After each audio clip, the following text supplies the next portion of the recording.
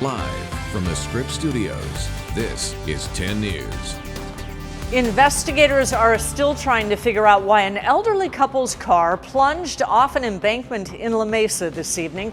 Unfortunately, the woman died. The man is in the hospital. Our 10 News anchor Lindsay Pena shows us how close that car came to injuring more people. Kim and Steve, that car fell quite a ways. It came from up there down this embankment, hit the street right here where you see the impact made, and then continued down to the property below. By the light of the late afternoon sun and with Sky 10 overhead, you could see just how bad the situation was.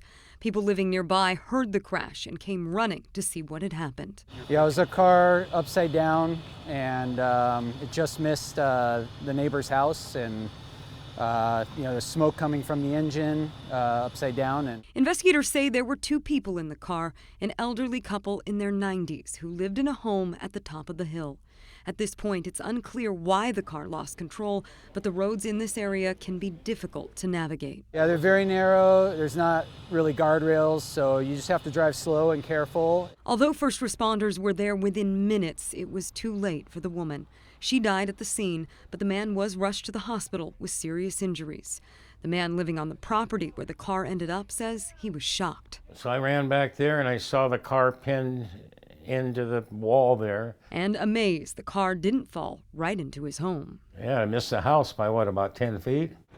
At this point, the identities of the people involved have not been released. We're reporting in La Mesa. Lindsay Pena, 10 News.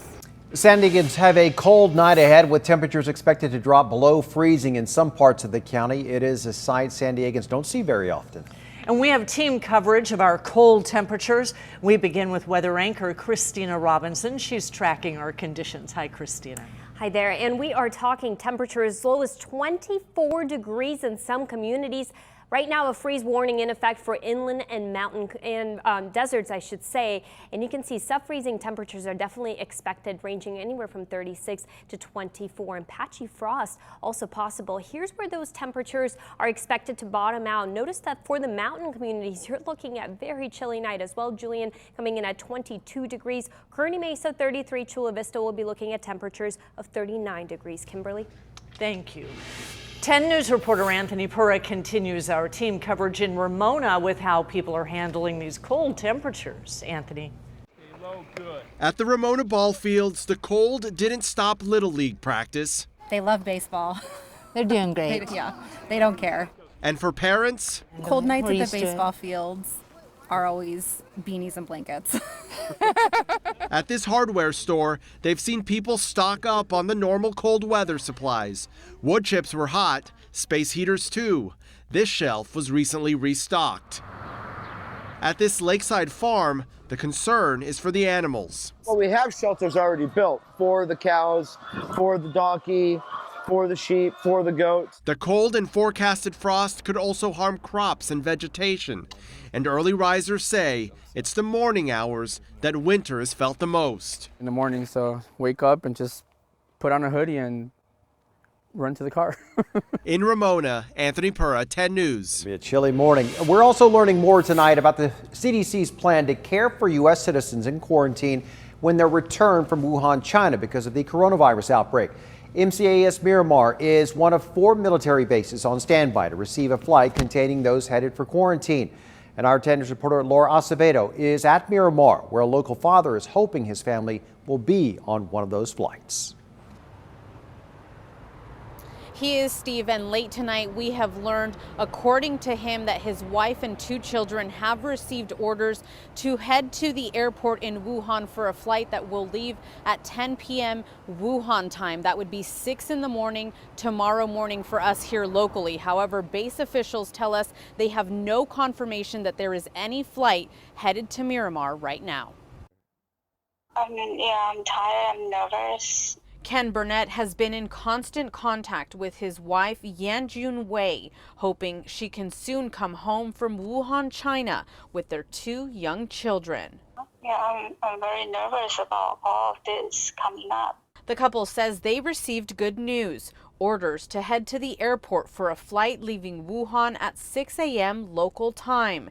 They don't know where the flight is headed, but they'll be quarantined as soon as they land back in the United States. And I don't know which route they're taking, so it could be a 14-hour flight or even longer. MCAS Miramar is one of 4 quarantine locations across the country. Monday afternoon, CDC and Miramar officials explained that the U.S. citizens traveling will all be medically screened and none have symptoms at the time of boarding.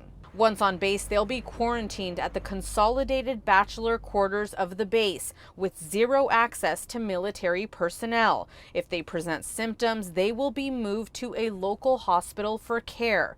On base, officials say the patients will only be treated by Health and Human Services and CDC staff, provided with food and medical care if necessary. At all times, staff using proper protection like masks, goggles, gloves, and gowns as needed.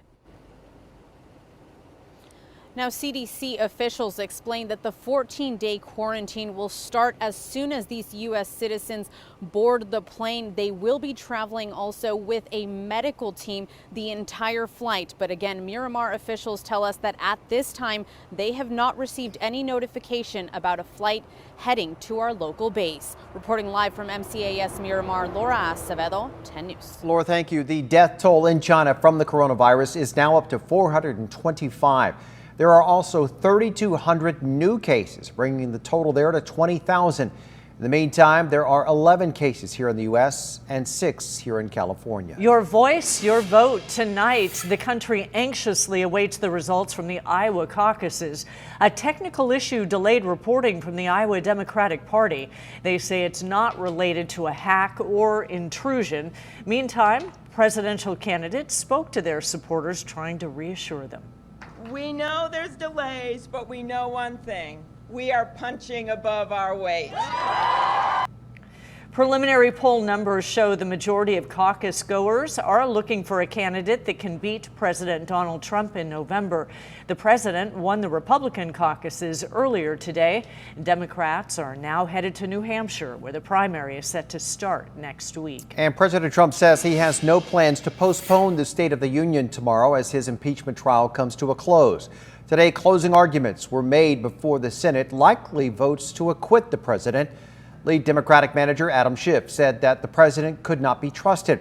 The president's lawyers, though, hit back, saying that his effort to have Ukraine investigate Joe Biden was completely appropriate. Hours ago, moderate GOP Senator Lisa Murkowski took to the Senate floor and to say how she will vote. The president's behavior was shameful and wrong. I cannot vote to convict. The final vote is set for Wednesday.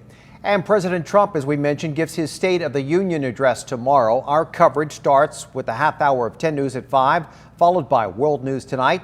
The speech and Democratic response, they are at 6. Then we're back with a special edition of 10 News at 9.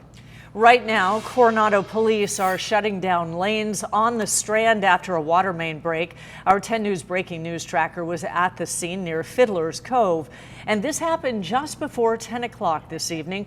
Police are closing the northbound lanes due to the flooding. Southbound lanes will remain open. It's not clear what caused the water main break or when the lanes will be reopened. All right, we turn now to a major step towards correcting the flaw that allowed the accused Poway synagogue shooter to buy his gun despite being too young. New state legislation is being proposed in response to a 10 News investigation that uncovered errors that led to the sale. 10 News reporter John Horn was the first to break the news that shooting suspect John Ernest used an invalid hunting license to get the gun. He explains how the Justice Department never checked on the license before giving the gun shop the green light. John Ernest is accused of walking into the Chabad of Poway synagogue on April 27th, armed with an assault rifle he never should have been able to buy. Prosecutors say he used that very weapon to kill congregant Lori Kay and injure 3 others before running away when he failed to reload. He had a look of astonishment, fear, I'm not sure which one, and he turned and fled. Ernest picked up the rifle just 24 hours before the attack from San Diego Guns on Mission Gorge Road. At 19, Ernest was too young to buy the firearm, but still managed to do so with state approval. The wrong person got the wrong gun at the wrong time, and people suffered. State Senator Anthony Portantino authored the law that Ernest got around. His 2018 bill raised the minimum purchase age to 21, with exceptions for military, law enforcement, and those with valid state-issued hunting licenses. For them, it's 18. Ernest's hunting license wasn't set to become valid until July 1st, 2 months after the attack, a story 10 News broke in August. 10 News reporter John Horn is live now in the newsroom. And John, this creates so many questions. And the biggest one is, again, how did he get the gun? Our reporting exposed that the state Justice Department doesn't verify hunting licenses with State Fish and Wildlife during its 10-day background check. So once the gun shop accepts the license, the exemption is granted. That particular part of the system failed. On Monday, Portantino introduced a bill that would require the Justice Department to verify hunting licenses for someone under 21 before a sale can go through. But gun rights advocates say the situation is confusing. The licenses become valid each July 1st, but people have them in hand earlier. What is valid? It wasn't expired, but you have to have the hunting license before hunting season. And if you want to buy a gun for hunting season, you have to have the hunting license ahead of time. Still, Portantino says the law is intended for people under 21 to only get that gun on or after the license becomes valid. John Horn, 10 News.